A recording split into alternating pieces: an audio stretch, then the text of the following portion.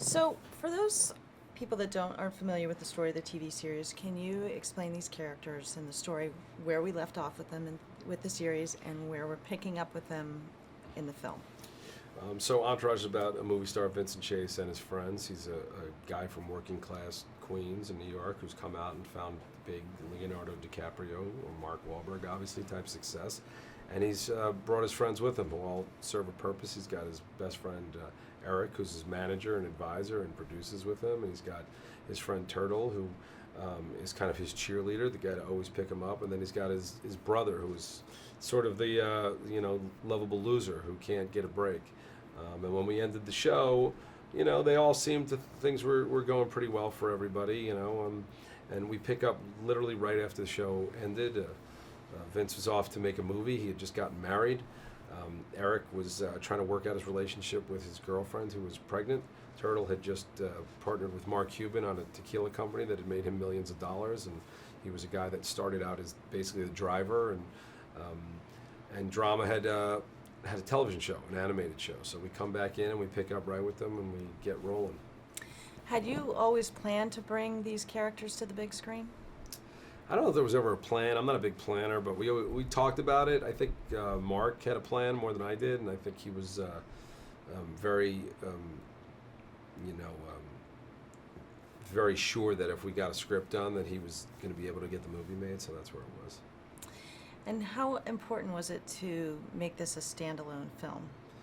Hugely important. I mean, we can't count on people having seen HBO. Obviously, we know HBO is huge. I think they have 30 million viewers, but there's 350 million people in the United States, and there's billions and billions outside. So it was important that you could just come in, never having seen a frame of the show, and get it, and hopefully enjoy it.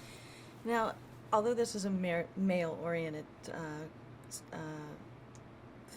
film and series, females were very attracted to it as well. Why do you think that was? I think because they looked at it as authentic, and I think they seeing guys and how they talk when they're not around, and I think anything authentic, I think, registers with people, if they feel it's a put on or they feel it's fake, I don't think it'll work. And also at the end of the day, these guys are lovable guys. They weren't guys, trying to hurt anybody. They weren't mean to women ever, and I think it was just an inside look at them. And even though there's a lot of Hollywood in this film, it's more, would you say the story is more about loyalty and friendship? Yeah, absolutely. I mean, Hollywood is a backdrop. I mean, I think these four guys, you could take them anywhere and do another show. I think they could have been four stockbrokers in New York or four firemen in Chicago. I think that at the end of the day, it's really about working class guys who came from modest means that find themselves in this fantasy land, and we get to see it through their eyes, and they're kind of everymen, so I think that's why it registers. Now, there was some time between the series and making the film, so was it easy just to jump back in the groove with all these guys? Once the script was done, it was, and we all keep in touch, so it wasn't as strange as everybody thinks, like, oh, what happened? I don't even really, realize how much time has passed, but it was like when you get together with your high school best friends, nothing's changed. So. And what about, you stayed with the tradition of having cameos in the film as you did in the series, and there was a lot more for the film, so was that difficult coordinating that? And I understand that you're not big on improv, so how did you work that into the script? Yeah, I'm not. It's not even that I'm not big on improv. I mean, when we're doing four guys talking at the same time, it's impossible for people to start throwing in lines because no one would know where to go. But when we bring these cameos in and it's one guy, we do some stuff, and everything.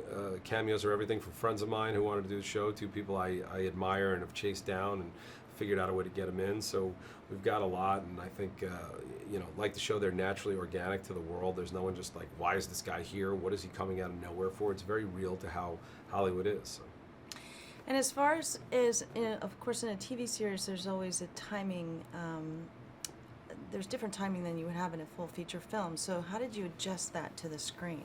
Was that an adjustment? The tricky thing was to get all of these people to have stories and do it in 90 minutes. On the show, I could lean on one guy and then worry about the next guy the next week. But everybody had to be serviced, and everybody had to get something to do. So that was a challenge.